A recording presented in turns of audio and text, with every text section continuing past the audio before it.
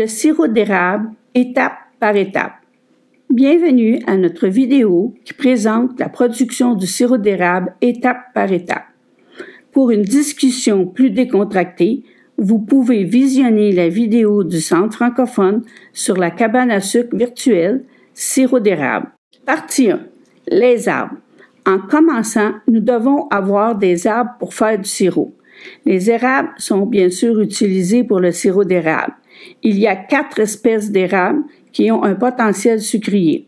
L'érable à sucre, l'érable rouge, l'érable argenté et l'érable noir ont de la sève suffisamment sucrée et savoureuse.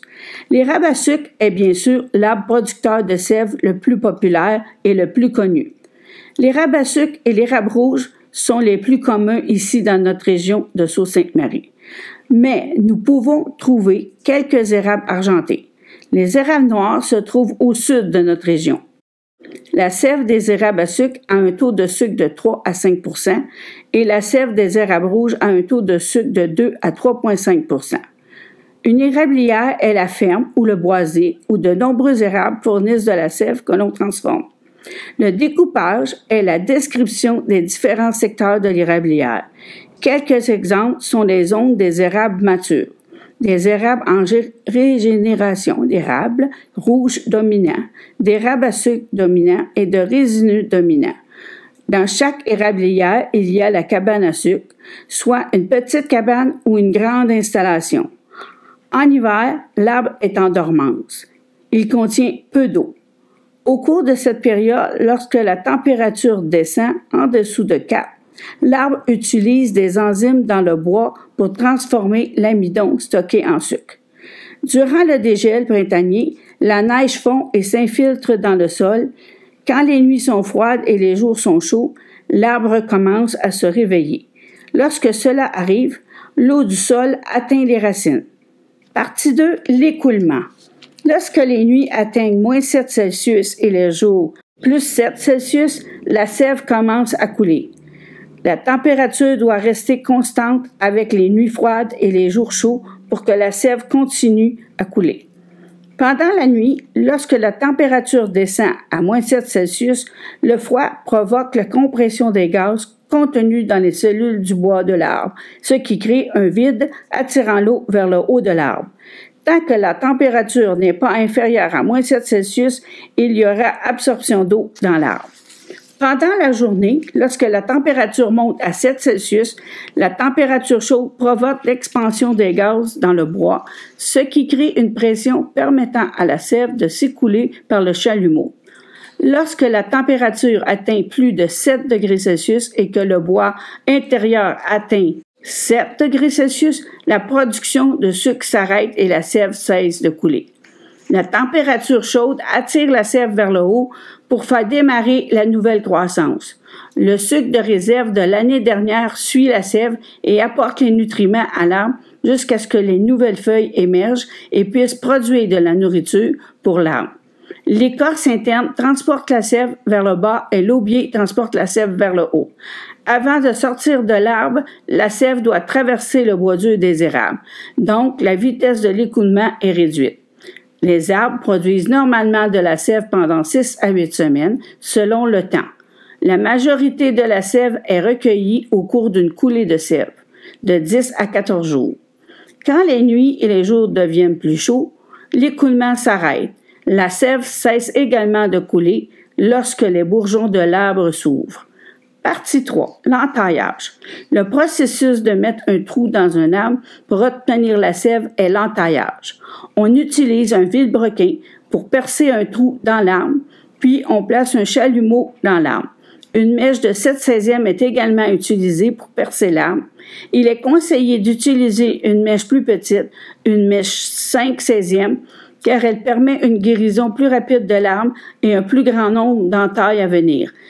Percer un trou de 3 cm de profondeur, mais pas plus de 8 cm, et légèrement incliné vers le haut. Placez le chalumeau dans l'arbre sans l'enfoncer. Lorsqu'on entaille un arbre, on doit tenir compte de quelques éléments. N'entaillez pas un arbre dont le diamètre est inférieur à 22 cm, car l'arbre doit pouvoir supporter de partager sa nourriture. En règle générale, Un arbre de 22 à 43 cm peut être entaillé une fois. Un arbre de 45 à 60 cm peut être entaillé 2 fois. Et un arbre de 60 cm et plus peut être entaillé 3 fois. Il faut également vérifier la santé de l'arbre avant de l'entailler, car les maladies, les insectes, etc. causent du stress à l'arbre et il faut donc le laisser tranquille pour ne pas le stresser davantage en l'entaillant. Les érables peuvent vivre des siècles et atteindre une circonférence de 7 mètres. Les arbres sont normalement entaillés à 0,6 jusqu'à 1,2 mètres au-dessus du sol. Malgré les mythes, quel côté de l'arbre est entaillé n'est pas important. La direction vers laquelle il est orienté n'a aucune incidence sur la qualité de sève recueillie. Si un arbre a déjà été entaillé, veillez à séparer les entailles horizontalement par 5 cm et verticalement 40 cm. Si les entailles sont trop proches, une zone de l'arbre peut mourir. Vous devez donc laisser de la place entre les vieilles et nouvelles entailles. Si nous respectons les règles de l'entaillage, nous ne recueillons pas plus de 10 % de la sève de l'arbre. Chaque entaille peut également produire environ 38 litres de sève. Certains arbres peuvent être entaillés pendant 150 ans et continuer à produire. Nous pouvons aussi utiliser des chalumeaux standards en plastique ou en métal. Il y a aussi des petits chalumeaux et des micro-chalumeaux en plastique. Il y a 2 récipients que nous pouvons utiliser. Nous pouvons soit accrocher un seau sur le chalumeau ou soit attacher un tube qui se raccroche à un grand système de tubulure reliant tous les arbres à un tube principal qui mène à un réservoir dans la cabane à sucre. Il y a souvent un vide qui aspire la sève de l'arbre. Avec le système traditionnel avec chalumeau et seau, le niveau de la sève dans l'arbre doit être plus haut que l'entaille. Mais avec le système de récolte sous vide, on utilise un vacuum pour transporter l'eau dans l'arbre par les tissus du bois jusqu'au chalumeau, même si le niveau d'eau est plus bas que l'entaille. Beaucoup de petites cabanes à sucre traditionnelles recueillent la sève avec des seaux. Ils ont souvent des couvercles pour empêcher les débris de tomber dans le seau. Les producteurs doivent souvent sortir au moins une fois et même 2 fois par jour lorsque la sève commence à vraiment couler. Ils s'assurent que les seaux ne débordent pas et que la sève ne surchauffe pas et ne pourrit pas dans les seaux. La sève devient ombragée au fur et à mesure que la saison avance et qu'il y en a moins et que le taux de sucre diminue. Au début de la saison, 40 litres de sève produisent 1 litre de sirop. Mais à la fin de la saison, il faut 50 litres de sève pour produire 1 litre de sirop. Il est aussi dit, sans grande certitude, que plus la sève est foncée, plus le goût est riche. Quand la sève arrête de couler, il faut enlever les chalumeaux le plus tôt possible afin d'aider l'arbre à guérir. Le trou de l'entaille se referme rapidement. Nous pouvons utiliser un arrache-chalumeau pour aider à les enlever. Partie 4. La bouille, l'évaporation. Dès que nous avons recueilli de la sève, nous pouvons commencer à bouillir la sève. Nous éliminons l'eau par évaporation. La plus grande concentration de sucre fait que la sève se transforme en sirop. Il existe des fourneaux d'évaporation spéciaux pour la fabrication du sirop d'érable. Ils peuvent être chauffés au bois, à l'huile, au propane, au gaz naturel ou à l'électricité. Les petites cabanes à sucre ont souvent des poêles faits maison pour fabriquer le sirop. Il s'agit souvent d'un poêle à bois avec 2 ou plusieurs pannes peu profondes. Vous pouvez en voir un exemple dans le film « Cabane à sucre virtuelle », sirop d'érable sur la chaîne YouTube du Centre francophone Sault-Sainte-Marie. Le lien est dans la boîte de description ci-dessous. La sève est normalement placée dans la plus grande panne pour commencer. Graduellement, quand la sève bout et qu'il y a de la place dans la panne, continuez à ajouter de la sève fraîche. Tant que la sève continue à s'évaporer, vous pouvez également la transférer dans une autre panne pour qu'elle continue à bouillir. La température monte lentement au début, mais dès qu'il y a plus de sucre, elle peut bouillir plus rapidement. Faites attention! La sève va devenir plus foncée et plus épaisse au fur et à mesure qu'elle se transforme en sirop. Il se produira également une couche de mousse qui peut être enlevée avec un écumoire. La sève devient du sirop à 4 degrés Celsius au-dessus du point d'ébullition de l'eau.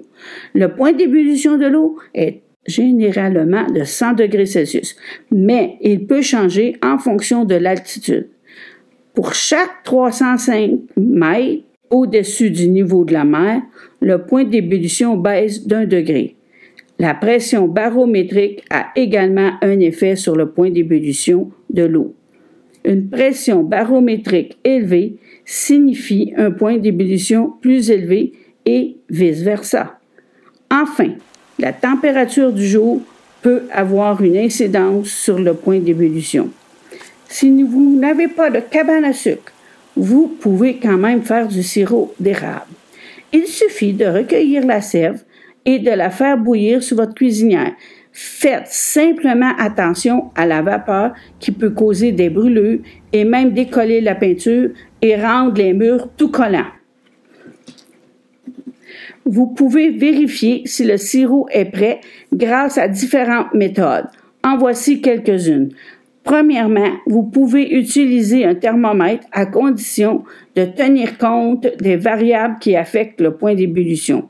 Deuxièmement, vous pouvez utiliser un hydromètre qui détermine la densité du sirop d'érable par rapport à la densité de l'eau. Troisièmement, un densimètre qui mesure le pourcentage de sucre dans le sirop d'érable. Quatrièmement, un réfractomètre qui mesure l'indice de réfraction d'une goutte de sirop directement lié à la quantité de sucre dissous dans la solution.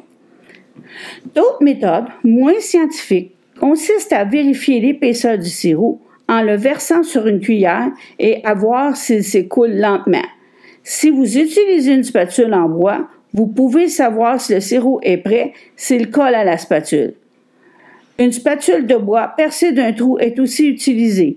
Après avoir plongé la spatule dans le liquide bouillant, on souffle dedans. Si un filet de bulles se forme, le sirop est prêt. Une fois le sirop prêt, il est immédiatement filtré pour éliminer le nitre ou sable du sucre qui est une précipitation naturelle de certains minéraux dans la sève. Il existe 2 types de méthodes de filtration.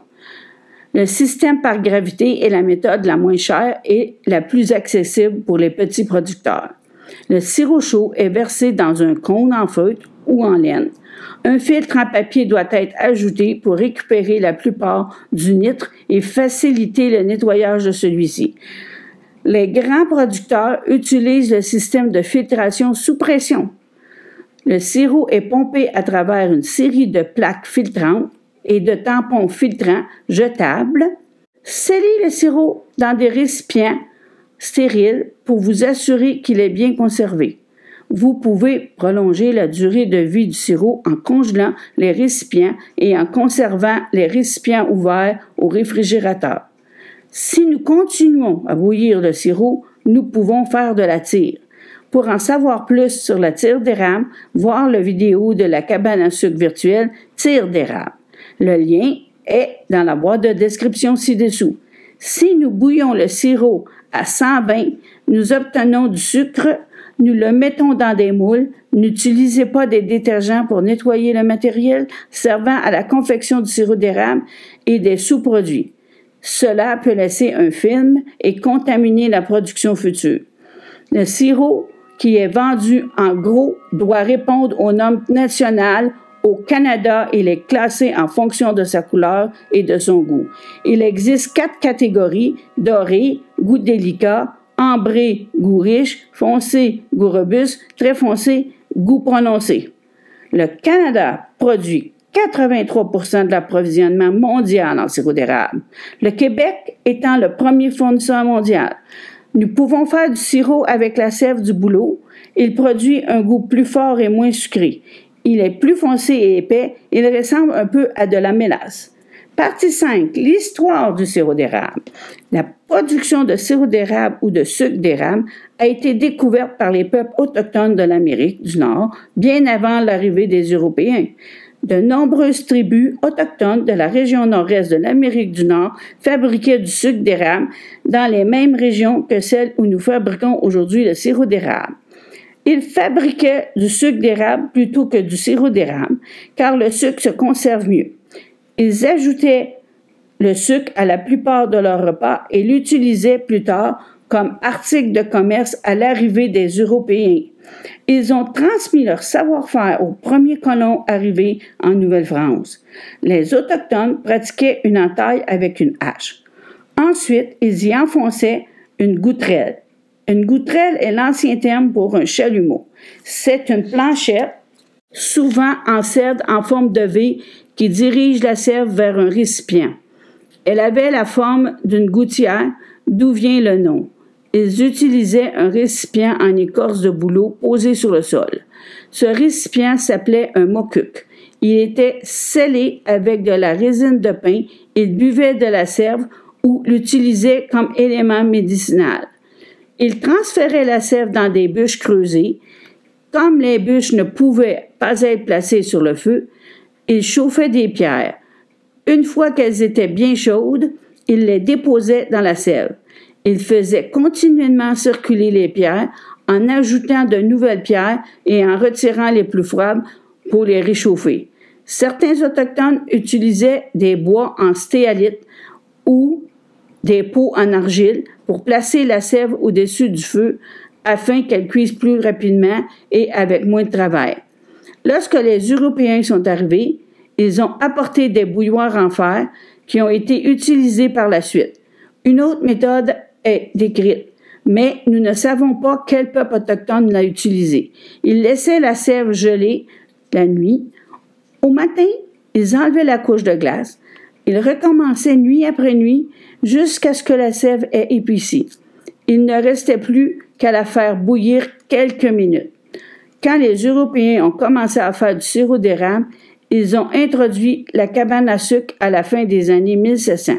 Ils recueillaient la sève dans des seaux en bois appelés baquets. Ils transportaient les baquets en les suspendant à un joug. Ensuite, ils les vidaient dans un tonneau tiré par un cheval. La tôle a été introduite dans les années 1860. Des seaux, des pannes et des chalumeaux ont donc été conçus en métal. Les goutterelles de bois furent successivement remplacées par des lames en fer blanc, puis par de petits tubes de bois, de métal et de plastique. Les chalumeaux en bois furent introduits vers 1850. Les chalumeaux en métal furent introduits vers 1860. Les chalumeaux en plastique furent introduits vers 1950, ainsi que le système de tubulure. Au début, le système fonctionnait par gravité. Le système de pompe a été développé plus tard. Partie 6. Avantages médicinaux du sirop d'érable. Le sirop d'érable a plusieurs nutriments comme le manganèse, la riboflavine, le zinc, le magnésium, le calcium et le potassium. Il contient de nombreux antioxydants. Il combat les maladies inflammatoires. C'est une alternative au sucre pour une meilleure digestion. Il possède des vitamines et des minéraux importants. C'est une alternative plus saine aux édulcorants artificiels. La transformation de la sève fascine l'homme depuis les premiers peuples autochtones à nos jours.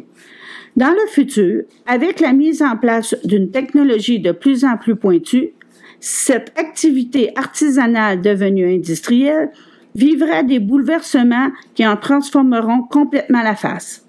Avez-vous aimé notre vidéo? Appuyez sur la petite main bleue.